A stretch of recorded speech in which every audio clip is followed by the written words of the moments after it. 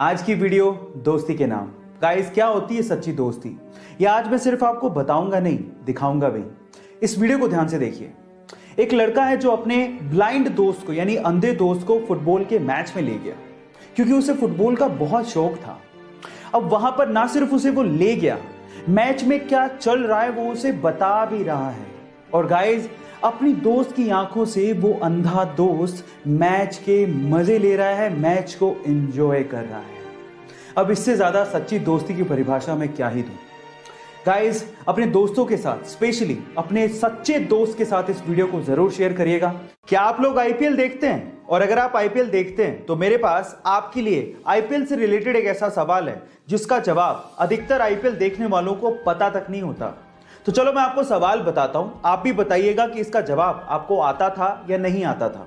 सवाल यह है कि आईपीएल की ट्रॉफी के ऊपर एक मैसेज लिखा होता है। क्या आप बता सकते हैं कि वो मैसेज कौन सा है और उसका मतलब क्या होता है? तो चलिए मैं आपको इसका जवाब बताता हूं। इसका जवाब यह है कि आईपीएल की ट्रॉफी के ऊपर संस्कृत में एक लाइन लिखी होती है। वो लाइन है यत्र प्रतिभा अवसरा प्राप्नोति ही, और उसका मतलब होता है यहां प्रतिभा अवसर प्राप्त करती है। क्या इसके पहले तक ये फैक्ट आपको पता था? और अगर नहीं पता था तो चैट सेक्शन में जरूर लिखिएगा। और पंकज त्रिपाठी, आज के समय उन्हें कौन नहीं जानता है, एक्टिंग इंडस्ट्री में एक बहुत बड़ा नाम है। एक बार उन्होंने अपने एक इंटरव्यू में एक बहुत ही जबरदस्त बात कही।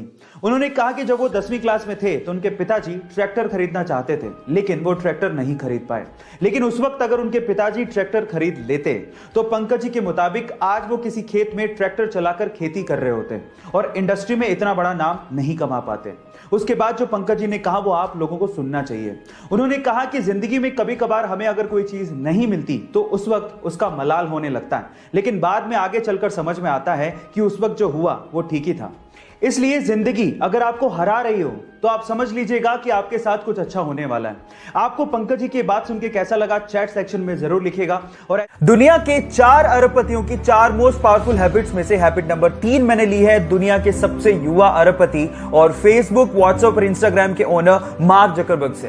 वो ये कहते हैं कि मैं हमेशा अपने आप को चैलेंज देने में बिलीव रखता हूं।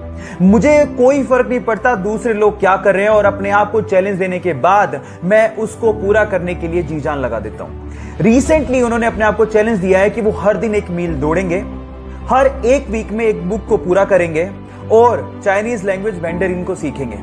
मेरा सवाल आपसे यह है कि आप में से कितने लोग अपने आप को चैलेंज देते हैं और उसे पूरा करने में अपना पूरा दम लगा देते हैं? सो गाइस, बाकी बची हुई हैबिट के लिए मुझे फॉलो करना मत भूलिएगा। मिलते हैं अगले वीडियो में।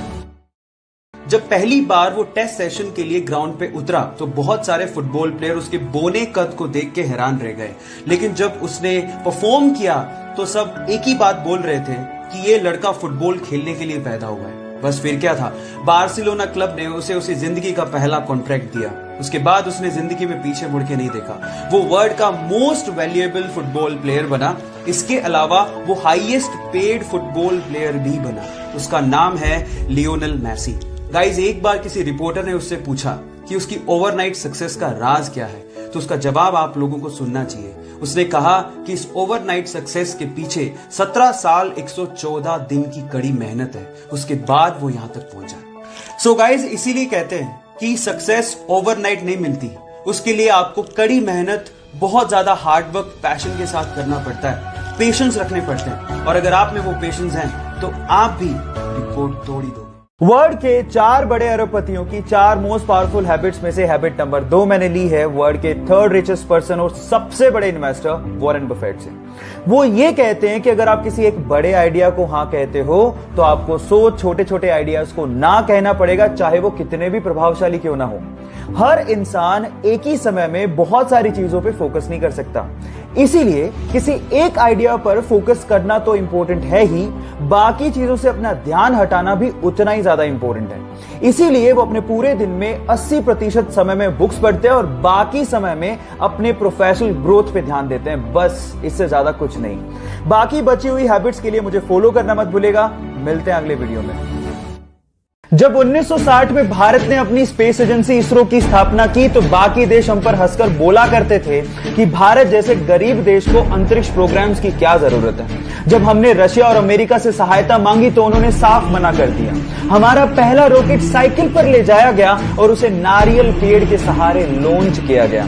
इतने बुरे दिन देखने के बावजूद भी आज इसरो ने भारत को अंतरिक्ष प्रोग्राम्स में बुलंदियों पर पहुंचा दिया है। भारत 2013 में मंगल ग्रह पर पहली ही कोशिश में पहुंचने वाला पहला देश बना और साथ ही साथ इसरो ने 2017 में एक ही रॉकेट से 104 सैटेलाइट को लॉन्च करके रिकॉर्ड बना दिया और आज इसरो वर्ल्ड की रिनोन स्पेस एजेंसीज में से एक है। So proud to be an Indian. Michael Phelps ने 2000